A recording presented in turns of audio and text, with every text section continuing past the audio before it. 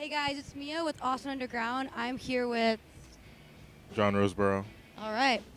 Well, how are you feeling today? How's it been? I'm cool. I'm hanging out. It's not your first South by, right? It's my first time being invited. Okay. Yeah. You were yeah. here 2 years I was ago, here. or I've been here before. I have friends who live in Austin, and I make a point to try to see them. And Mhm. uh, South by Southwest is like a kind of inaugural spring festival you can come to see your friends. So. But you did live in Texas, right, for a few That's years? true. Yeah. How's it? Do you like being back in Texas? Is it? Yeah, I think so. Yeah. Okay, yeah. I mean, I'm also a Texas native, so I feel like it's all I know. But I think Texas has a good music scene. What was that?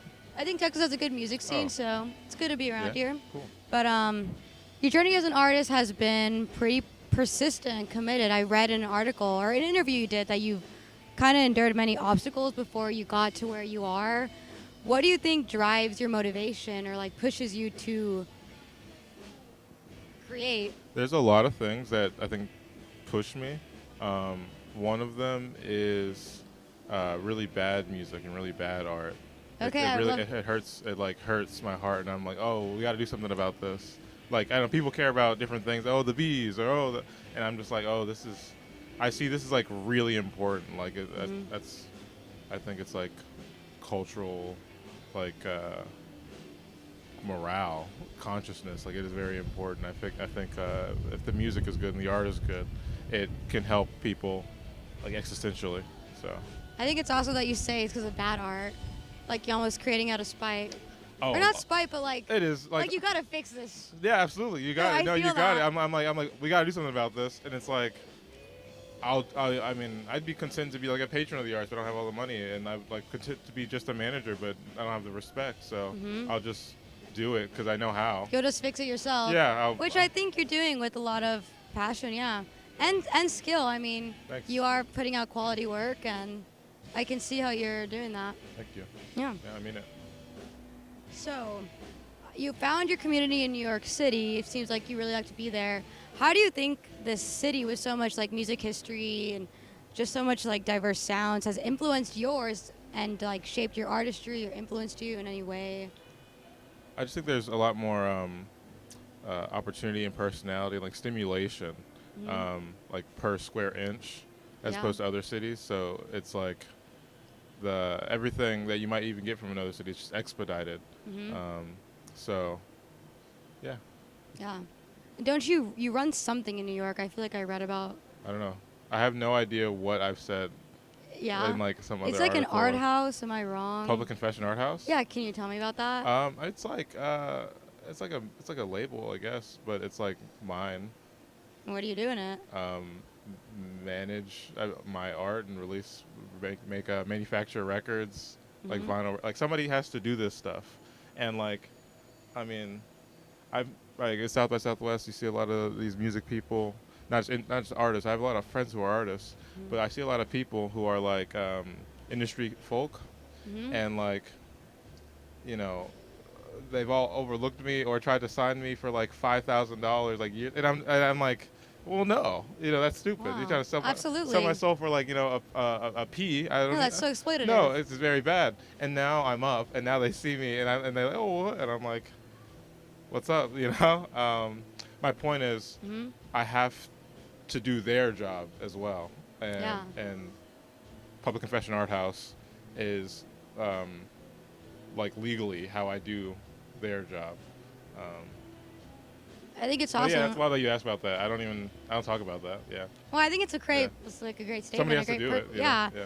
But also, it really goes back to your previous answer about like, shit's just bad, and you want to do something about it. Yeah. There's some good artists though. There's obviously Yeah. good artists, but yeah.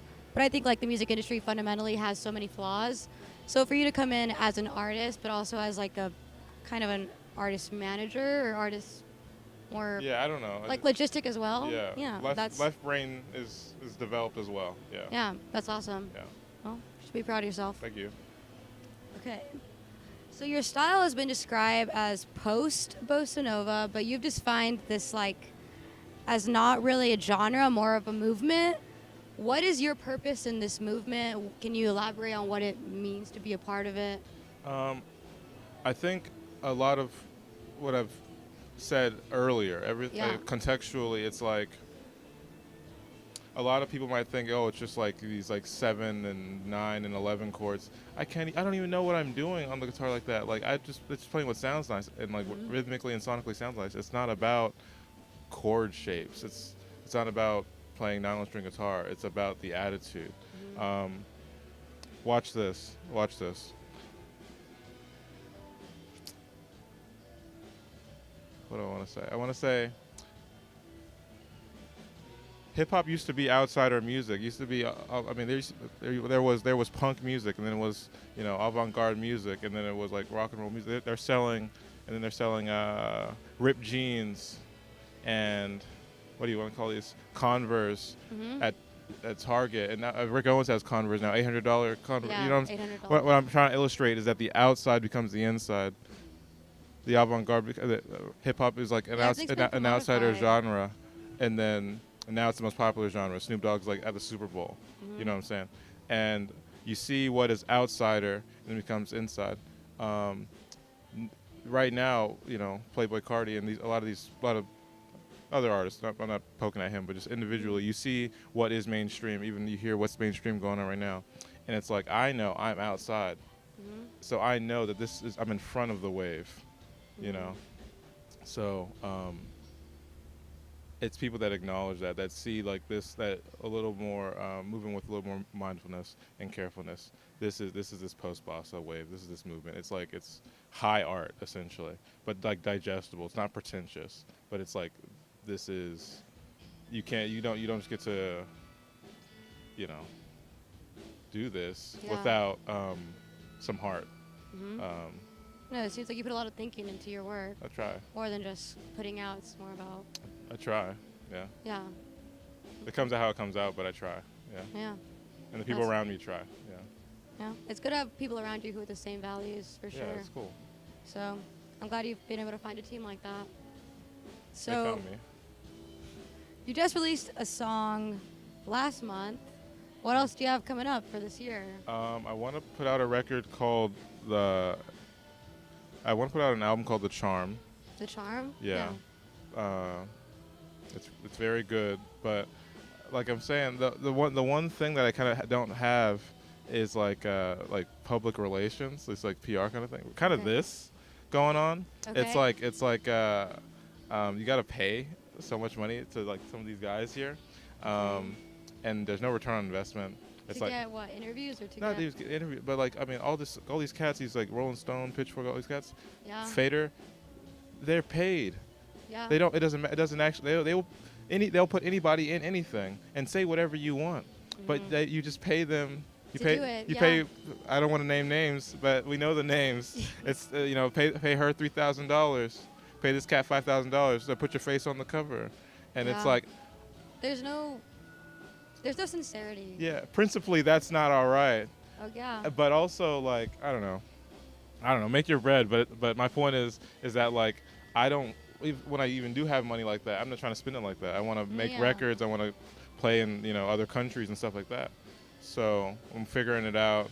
My point is the new record is called The Charm, and I don't know when it's going to come out because I would like to be able to generate some proper PR on it instead of a bunch of all this like the word of mouth stuff is cool. I've been able to do everything I'm doing, but I'm like sometimes you see something and it's like, who's this guy? They're like flavor of the month fly by night guy.